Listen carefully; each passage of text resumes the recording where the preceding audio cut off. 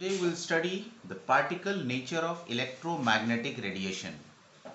तो बच्चों electromagnetic radiation के पार्टिकल नेचर को स्टडी करने से पहले जैसे कि हमने इसका वेव नेचर स्टडी किया, तो ये जो इलेक्ट्रोमैग्नेटिक वेव होती है इसको कैसे वेरीफाई किया गया होगा कि हाँ इसमें वेव कैरेक्टरिस्टिक है। वेव की दो कैरेक्टरिस्टिक्स हैं, दो एक्सपेरिमेंट्स हैं जिससे कि वेव कैरेक्टरिस्टिक्स प्रूफ की जा सकती है। First experiment is interference and second is diffraction. So this one is diffraction and second is interference. अगर कोई रेडिएशन डिफ्रैक्शन और इंटरफेरेंस दिखाती है इसका मतलब उसके अंदर वेव लाइक कैरेक्टरिस्टिक है। ये बच्चों हमारे सिलेबस में डिटेल नहीं है, we need just idea. This will study in physics. तो मैं आइडिया दे रहा हूं आपको। डिफ्रैक्शन क्या होता है? फॉर एग्जाम्पल ये पानी का एक टैंक है और पानी के टैंक में यहाँ पर इसमें पानी भरा पड़ा है और आपने इसमें क्या किया, एक यहाँ पर ऑब्स्टेकल क्रिएट कर दी। अब ये जो ऑब्स्टेकल यहाँ पर क्रिएट की है ये आपने क्या किया, यहाँ पर ये बैरियर लगा दिया है। यहाँ पर पानी के अंदर आपने स्टिक से वाटर रिपल्स जनरेट की, तो ये वाटर रिपल सोर्स से अवे मूव करना स्टार्ट करेंगी। बट जैसे ही ये इस ओपनिंग से बाहर निकलेंगी they will again bend around the corners of this obstacle. This bending of waves round the corners of obstacle is called as diffraction. और बच्चों ये डिफ्रैक्शन कौन दिखाता है? This diffraction is shown by wave. So what is diffraction? This is bending of waves round the corners of obstacle, round the corners of obstacle। ऐसे ही बच्चों second phenomena interference. ये एक हमने लाइट सोर्स लिया, bulb लिया और ये slits दो बना दिए हमने। जब इस बल्ब से लाइट जाएगी इन दो स्लिट्स में तो ये दोनों स्लिट्स भी एक सोर्स का काम करेंगे। ऐसे सोर्स जो सेम सोर्स से डेराइव किए गए हों उसे कहते हैं बच्चों कोहेरेंट सोर्स। और यहां हमें कोहेरेंट सोर्स ही चाहिए होते हैं। स्क्रीन के ऊपर इन दोनों सोर्सेस से लाइट गिरती है। Here light is considered as a wave. तो कई जगह पर ये सेम फेज में होगी, यानी कि सेम टाइम पे मैक्सिमा, सेम टाइम पे मिनिमा, और कई जगह पर पाथ डिफरेंस होने की वजह से ये अपोजिट फेस में पहुंचेगी। तो at the different point on the screen we get maxima minima, maxima minima, maxima minima. In terms of light हम कह सकते हैं मैक्सिमा का मतलब हमें यहाँ पर ब्राइट लाइट नजर आएगी, ब्राइट पैच ऑफ लाइट जिसको हम कहते हैं फ्रिंज। उसके बाद ये जो नीचे वाला पोर्शन है दिस इज डार्क। तो ये bright dark, bright dark, bright dark fringes on the screen will be seen. This phenomena is called as interference.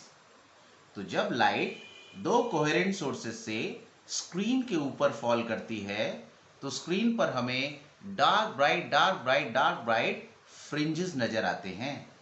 This pattern of formation of dark and bright fringes is called as interference। और ये बच्चों interference और diffraction दोनों के दोनों ये जो हमने इलेक्ट्रोमैग्नेटिक रेडिएशंस पढ़ी है दिखाते हैं। It means electromagnetic radiation has wave like characteristic. Now if we study some characteristic of this electromagnetic wave which should show its particle like behavior। जैसे बच्चों इस पार्टिकल लाइक बिहेवियर को अंडरस्टैंड हमने कब किया? जब हमें पता चला कि by considering the wave nature of this radiation we can not explain, it couldn't explain first black body radiation, second is photo electric effect, and third one line spectra of H atom, and fourth is variation of heat capacity of solid versus temperature। तो ये कुछ बच्चों effect हैं जो कि wave nature of radiation से explain नहीं किए जा सकते. तो let us study all these effect one by one by taking first example of black body radiation. ये बच्चों एक आयरन का पीस है, आयरन मेटल.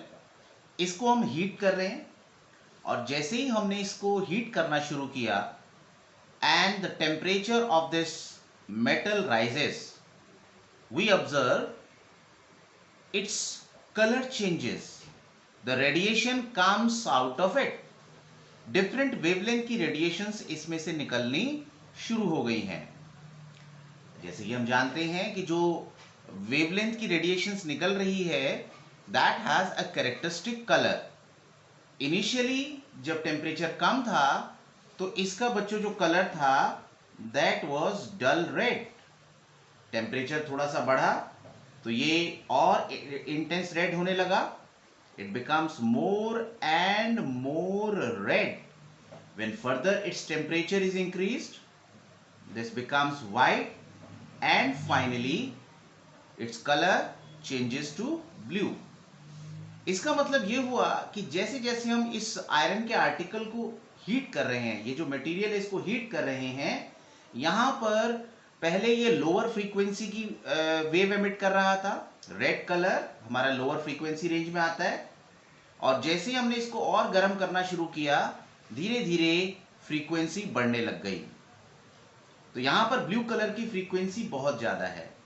तो पहले कम फ्रीक्वेंसी की वेव निकल रही थी, फिर ज्यादा फ्रीक्वेंसी की वेव इसमें से निकलने लगी.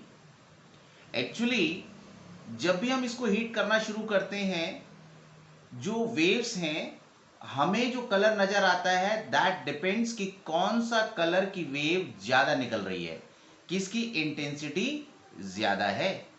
Even some lower and higher wavelength range wave also emits, but the colour observe which has the maximum wavelength, यानी कि वो जो वेवलेंथ है उस वेवलेंथ की मैक्सिमम रेडिएशंस उसमें से एमिट हो रही हों. तो ये जो बॉडी है आयरन का article which absorbs and emit radiations in all the frequency range, that is called as black body, and the radiations emitted by it is called black body radiation. Thus the ideal body which emits and absorbs radiations of all the frequencies, that is called as black body, and the radiations emitted by it is called black body radiation. अब बच्चों एक graph plot करते हैं. Graph किसमें? जो intensity of emitted radiations में and the temperature, कितना temperature हुआ इसका,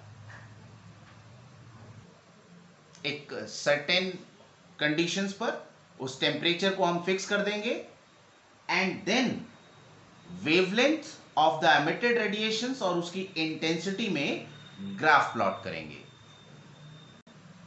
तो बच्चों ग्राफ आया, लैम्डा वेवलेंथ है और आई इंटेंसिटी है. तो ये कर्व इस तरीके से फॉलो हो रहा है. ये क्या इंडिकेट करता है कि जैसे जैसे वेवलेंथ बढ़ रही है इंटेंसिटी उस कलर की बढ़ रही है. ये बच्चों एक पर्टिकुलर वेवलेंथ है जिस पर इंटेंसिटी मैक्सिमम है. तो this eight T1 temperature this wavelength of light emits most of the radiations will be belonging to this wavelength, और इससे हायर वेवलेंथ वाली की भी इंटेंसिटी कम है. तो जो हमें कलर नजर आएगा इस टेम्परेचर T1 पर ये नजर आएगा because this has the maximum जो रेडिएशंस है that will belong to this wavelength. यहां पर इंटेंसिटी सबसे ज्यादा है. Let this is the lower most temperature. So let this one is dull red. ये जो कलर है डल रेड है. इवन इससे लो वेवलेंथ और हाई वेवलेंथ वाली रेडिएशंस भी एमिट हो रही हैं but the visibility is for this dull red. Now if the temperature is increased to T2, when the temperature is increased to T2, this kind of curve is obtained. अब देखा जाए तो ये जो ग्राफ है सेकंड वाला, इसमें जो इंटेंसिटीज हैं दैट आर मोर. फिर again variation is of the same type. Lower wavelength और हायर वेवलेंथ की जो रेडिएशंस हैं that are less, and this is the wavelength जिसकी रेडिएशंस मैक्सिमम इंटेंसिटी की हैं, and the intensity is even more. यहाँ intensity कम थी, इसकी इंटेंसिटी बहुत ज्यादा है. But this intensity radiation, it belongs to even the lower wavelength value. पहले हायर वेवलेंथ की थी जब टेम्परेचर T1 था. टेम्परेचर T2 जब इंक्रीज हो गया तो ये जो मैक्सिमम इंटेंसिटी की रेडिएशंस निकल रही है that belongs to lower wavelength. Lower wavelength means higher frequency. So it will shift from dull red to more and more red, then white and blue. Yani it will shift to blue, which is higher frequency. So it is shifting in this way as the temperature increases. Even if we keep on plotting the graph, this maxima will shift on the left side even with the lower wavelength value. This way the frequency will increase. तो इस तरीके से बच्चों graph एक higher temperature पे plot किया.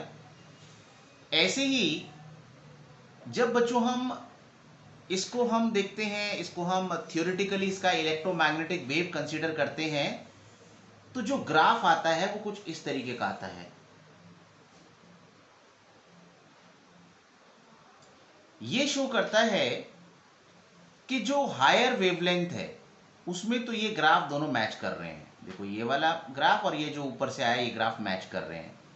मगर practically जो ग्राफ यहां पर है लोअर वेवलेंथ पे ये नीचे जा रहा है, मगर ये लोअर वेवलेंथ पर ये जो ग्राफ है ये ऊपर जा रहा है. तो ये जो थियोरेटिकल और प्रैक्टिकल ऑब्जर्वेशंस थी ये आपस में मैच नहीं कर रही हैं. इवन एट हायर वेवलेंथ के लिए ये मैच कर रही है, but for the lower wavelength इसमें काफी डिफरेंस है. ये तो बहुत बिल्कुल नीचे जा रहा है, the intensity is decreasing, but in this case the intensity is still increasing.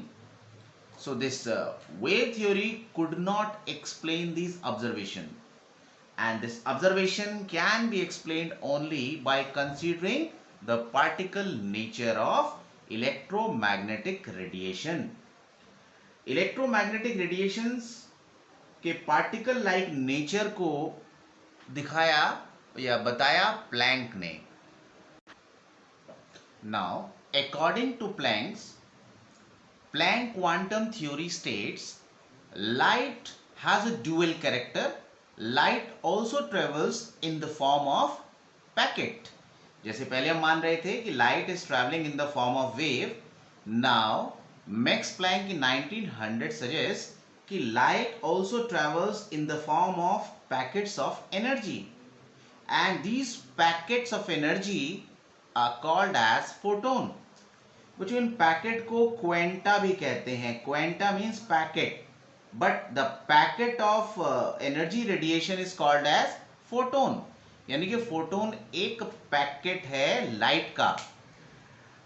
जो पैकेट है that is called as quanta, but the packet particularly of radiation या light that is called as photon. और ये जो packets हैं इनकी energy define करते हैं E is equal to H nu. यहां पर न्यू होती है frequency of incident light, frequency of incident radiation, और h हमारा प्लैंक्स कांस्टेंट है जिसकी वैल्यू 6.626 इंटू 10 की पावर -34 जूल सेकेंड होती है. And for the passage of n moles of photon the total energy will be E is equal to NH nu. जब radiations के particle nature को consider किया गया तब हमने देखा जो पहले ग्राफ मैच नहीं हो रहा था, after that theoretical and practical observation then start meeting, उनमें वेरिएशन रुक गया और वो जो ग्राफ था दोनों के दोनों एक दूसरे को ओवरलैप करने लगे। थैंक यू बच्चों।